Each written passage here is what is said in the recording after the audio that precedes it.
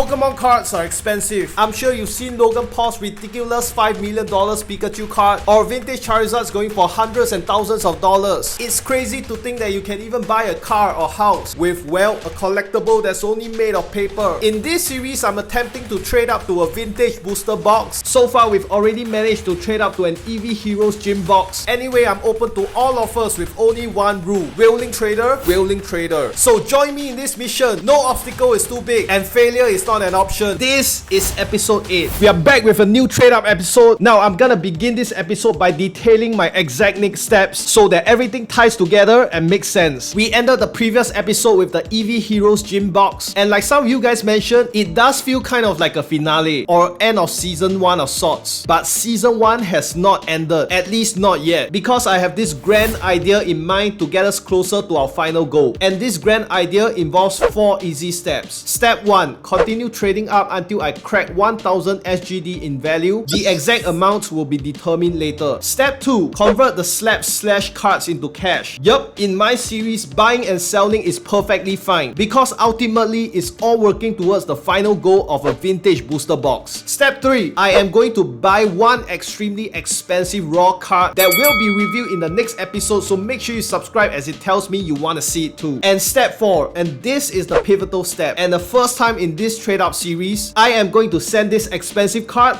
for grading. Yup, some of you guys may know where I'm going with this. So yes, for the next milestone in this series, I'm gonna buy an ultra expensive Pokemon card with cash and grade it. If you have no idea why, the answer is pretty simple. I am attempting to get an exponential jump in value. Take it however you want, but I am not kidding when I say I want to trade up to a vintage booster box worth 5 figures. That's at least 10 Gs or 10,000 Singaporean dollars for the unaware. So every day when I reflect on this journey, I think to myself, will I ever reach there? You see, of course I can continue increasing in value slowly, trade by trade. But sometimes you gotta work smart as well. What if there's the option to growth hack? Or better yet, what if this option is just right in front of my face staring at me all this while? You see, in general, grading cards essentially guarantees the quality and authenticity of your cards, thereby giving them a much significant boost to their value, depending on the grade of course. So my hope is that when this comes back as a graded card, the value increases multiple fold as compared to when I bought it raw. Now of course there's risks involved and considerations to be made, but all this will be detailed in the next episode, so once again smash the like and subscribe button until someone complains. Alright guys, back to earth first. As of now, I don't even know whether this plan will be successfully executed because I have not reached the target value of $1,000 yet. So let's zoom back to the EV Heroes gym box. For this hot product, I definitely received plenty of amazing offers, including this PSA 9 Shining Kabutops first edition worth about $600 US. One of my viewers also offered me 3 Evolving Skies boxes plus some other products I might be interested in. Unfortunately, I was too late and didn't manage to secure a deal. Another viewer also offered triple electric slabs. That Jolteon Hollow is worth about $300 US. And there are a few other notable offers as well, such as this 3 Evolving Skies booster boxes plus 2 Vivid Voltage ETB, this set of CGC graded slabs, a Kanazawa Pikachu box plus a PSA 10 Shining Charizard. Ooh, this was pretty tempting. So then there was Melvin, who wanted the box as well, and he sent me a picture of his so-called best slabs all open for trades. And seeing that, I initially had the plan to meet up with him along with another buddy of mine to perhaps negotiate on a deal, and also I wanted to get their thoughts on my aforementioned plans. But long story short, we had a bit too much of adult beverages in our system that night, if you get what I mean. So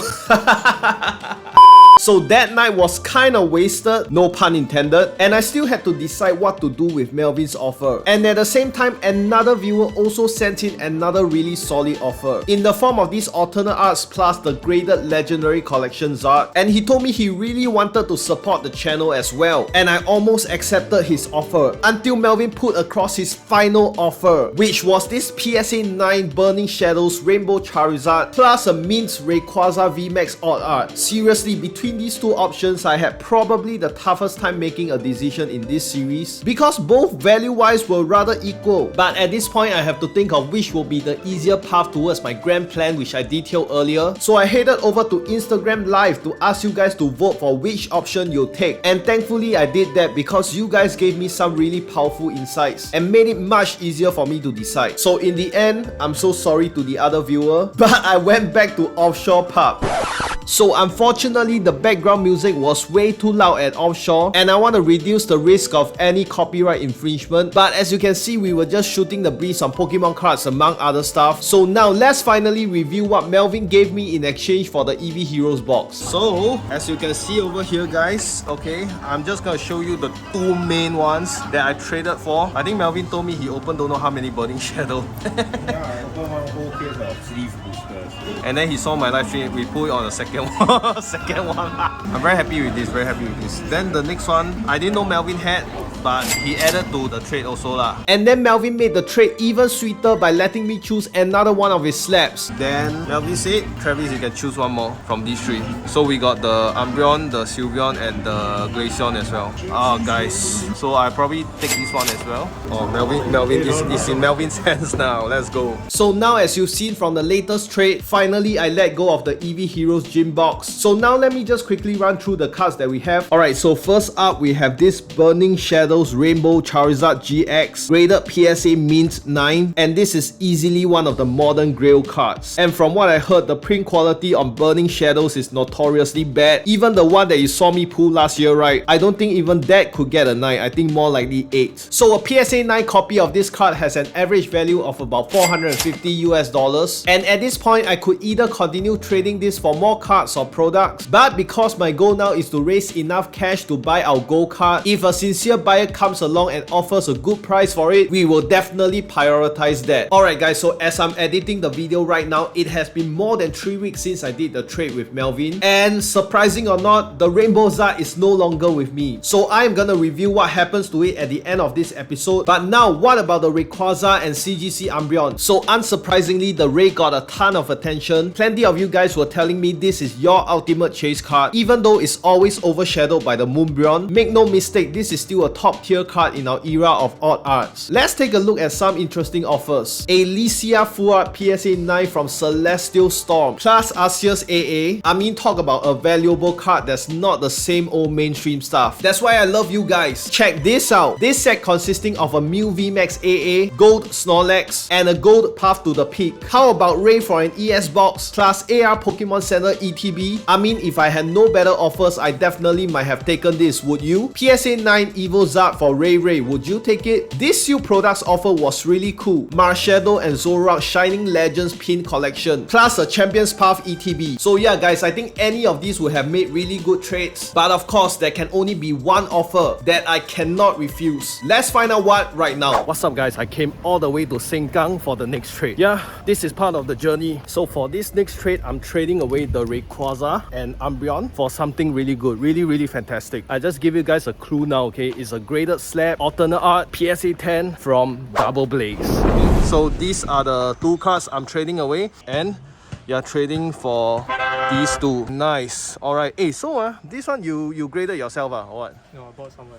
Oh, you bought somewhere last time Yeah. Alright guys, next trade acquired. Oh my gosh, can't believe it man. We are holding a Double Blaze alternate art Rashizard PSA 10 on our hands. This has a PSA value of about $350 and then he added in the Charizard VMAX as a bonus as well. Thank you so much mate. Awesome trade. Let's continue. We are getting closer to the next milestone. So to summarize right now, we have this, and this. And with that trade, I'm basically already holding about 1.3k in value. Now, I'm not saying that this is easy nor that everyone can do this. The only reason why I can jump up so quickly in value is because of the unbelievable support from you guys. I mean, of course it's cool if you want to start your own trade up journey, but just be prepared to spend a boatload of time on traveling, doing research on prices and popularity of cards, going through good and bad trades, having to hear other people's opinions, so on and so forth. But ultimately, if you focus on building your own community of friends who support you, then it should be a very fun experience. Now, before I end this episode, let's talk about my plans for these 3 cards, or rather 2 cards, because I managed to sell off the Rainbow Charizard pretty quickly. Alright guys, after a few days, I'm so happy to announce that this Charizard has been sold. So we managed to sell this for 800 Sing dollars, which puts us closer to the $1,000 mark. I'm so happy I'm passing this to you. Okay, this is yours now. Thank you. The Charizard, not the Japanese one, but this one not too bad lah. Not too bad lah. PSA 9. Still one of the Zard. And now the Reshizard will be next in line. If you didn't know, this is easily another one of those modern grail cards. The English counterpart is a free promo, but the Japanese version, guys, is notoriously hard to pull from the double blaze set and already has a raw value of around 150 US dollars, with PSA 10 last sold prices going for about 350 to 400 US dollars. So if you're watching the premiere, I'm looking to let this go at 500 Sing dollars or send me your best offer. Once sold, we will have sufficient ready cash to buy that extremely expensive mystery card, as well as cover grading fees. Yep guys, let's not forget about the grading fees as well. And what about the additional Darkness Ablaze Charizard? You guessed it. During the time I wait for the mystery card to be graded, which might take weeks or months, as of now I've not decided on the exact grading level yet, so I will have at least something to continue that trading action. Episode 8 has been a blast to make, but boy was it the most tiring and time consuming episode as well. I'm more than happy that it's over. So if my goal of a vintage booster box is worth 5 figures, I would say we are more than 1/10 of the way there. So there is still a long ways to go, and I hope you stick around for the journey and hopefully be entertained with each episode. Keep sending me your offers and I'll see you in episode 9. In the next video, we are going back to the Concept City for some epic One Piece and Pokemon crossover action. Stick around.